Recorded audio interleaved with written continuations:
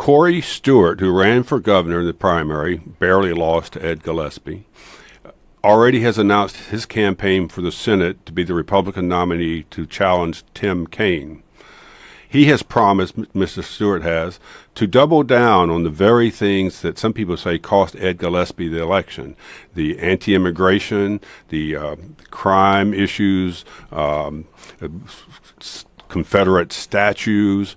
It seems to me no other candidate has announced yet for the Senate campaign.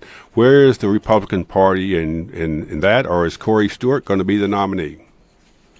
Well, Tom, great question. There's a week from tomorrow, or actually a week from today, we start our annual advance, and you can always tell who's running statewide by who does a hospitality suite. This is our biggest event of the year.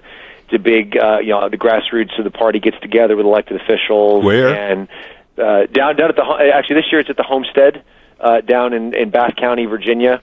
We did it at Homestead a couple years ago. And you can always tell who's going to be running statewide either now or in the future by who buys a hospitality suite on Friday night. There are multiple people who have done that. I know of at least 3 or 4 additional candidates who will be announcing for Senate. There's a gentleman named Ivan Rakelin who actually has announced for Senate. There was an article in the Richmond Times-Dispatch a few days ago speculating that there'll be an announcement by Nick Freitas, one of our state delegates from the Culpeper, Virginia area. E.W. Jackson's name has been mentioned.